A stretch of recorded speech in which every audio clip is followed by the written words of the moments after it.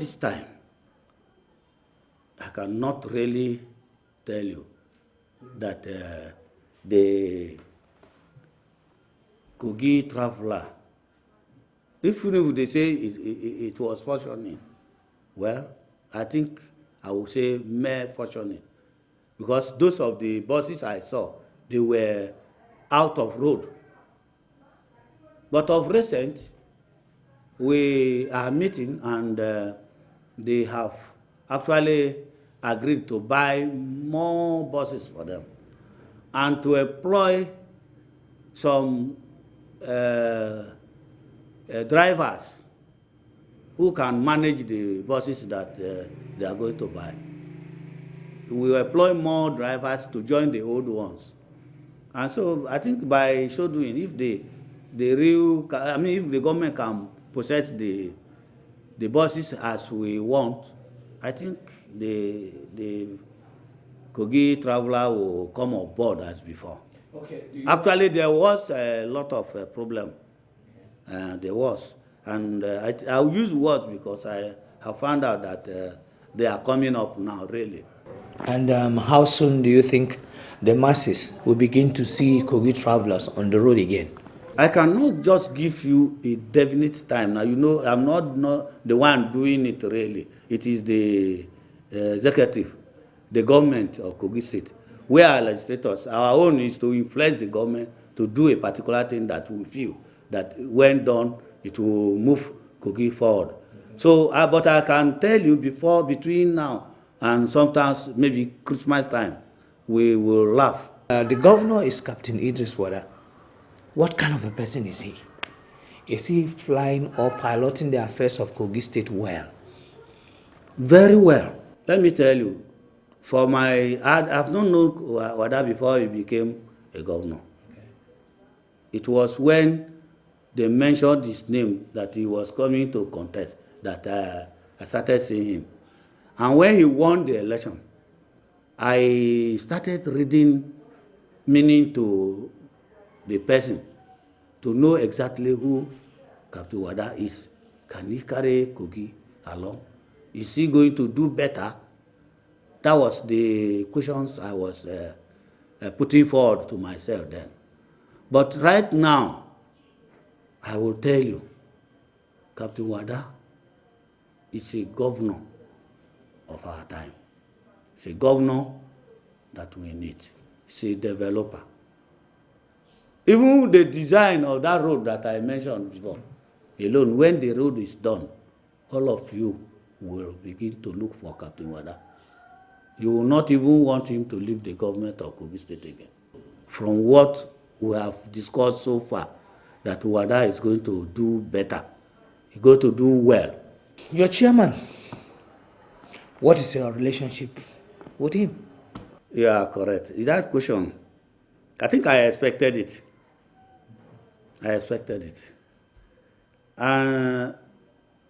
David in Naogu is a friend.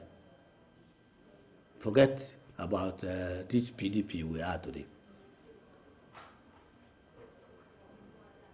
The time he went to Kogi State House of Assembly, he did not know me, but I worked assiduously to make sure he win, and he won.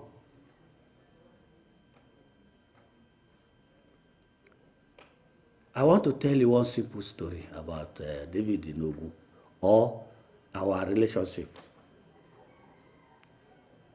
At a time, I was in one other party. David, you know, he started from this PDP after SDP. He won his first election in SDP. So he was in PDP, I was in APP then. Before I joined the PDP, David Inogu was among the people that influenced me. It is as a result of this, what people describe as fashion in PDP, that is trying to separate us. The time I wanted to come up in my second tenure, some group in Ibaji met and agreed that I should come. You know, in politics, it is very hard to have 100%. And some other people did not agree. And so initially he was with those that did not agree. But along the line, I think our election, about 5 days or 10 days, our primary election, we met in Manasseh's house and we agreed. And he started working for me. And we worked, and I won the primary gallantly. In fact, I think I had the best. I had 154. And the other people that contested with me, put 3 of them together, they had only 54. I don't do anything without consulting him. One is my senior, age-wise. Is my senior even in politics. Even in Kogi State House Assembly here, he was there before me. And so before I take any move, I discuss with him. He will direct me what to do, and I will do it, and people will praise me. And that's what we continue doing. So our relationship is cordial. Rumors have it that as we are about to wind up your stay in the State Assembly, you are preparing to proceed to the Federal House of Representatives. How true is all of this, especially on the internet? Before this time, many people have been asking this question. And I was looking at the question, whether it's something that is feasible, something that I can enter. And I'll be praying God. This morning, I want to tell you that as a politician, if my people, Ibaji, still want me, they will sell me to other local governments within our federal constituency. And I can win. That's what I have seen now. And so, if I'm called fully, I'm working towards it. That's what I'm telling you. We take a short break, and I'll be back inside the Confluence. Continue in a moment. Please don't go away.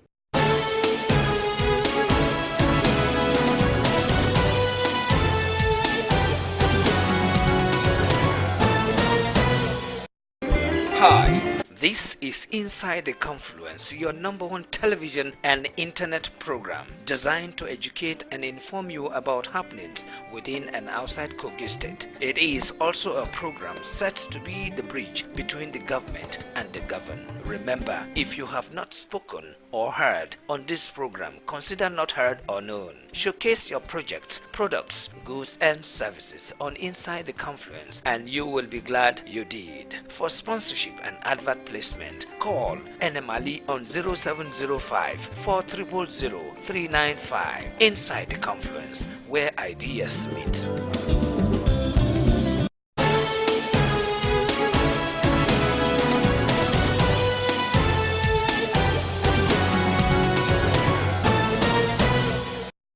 The oil matter, Kogi Anambra.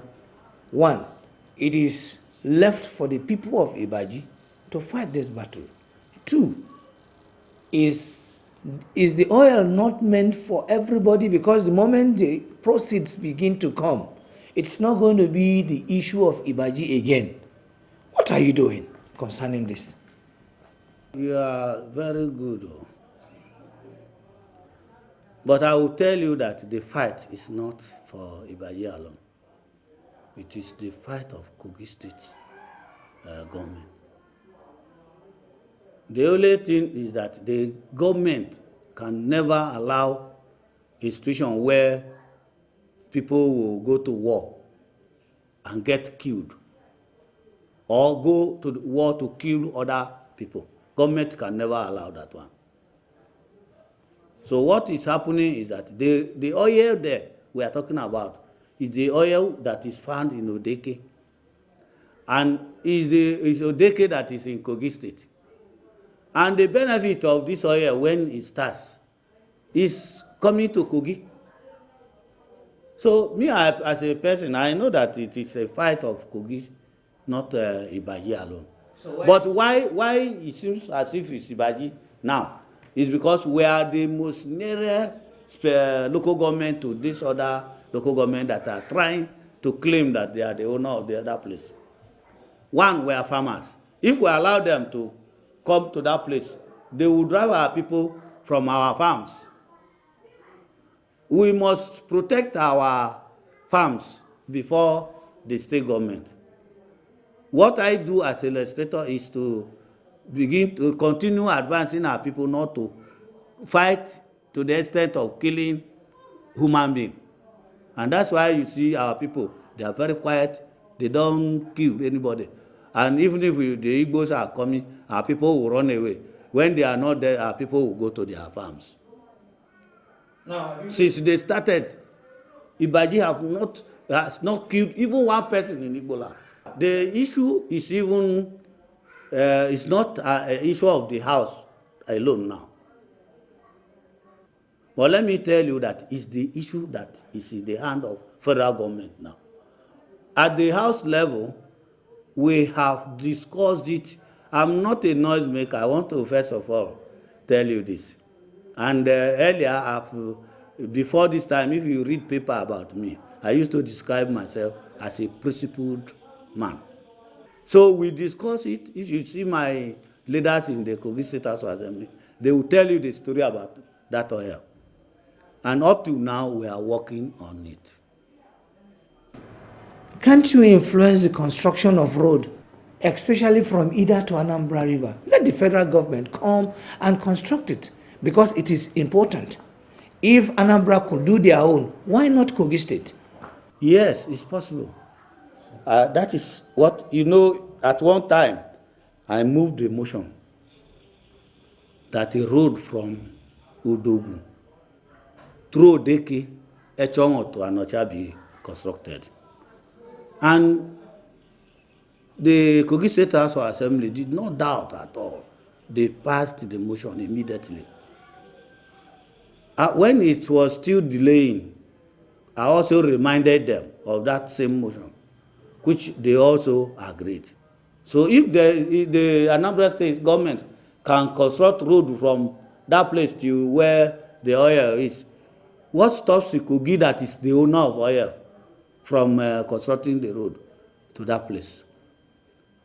So it's very important. I think the problem we are having, the way I think of it, is what has been delaying the government that is also delaying the work on that road. It's in the budget.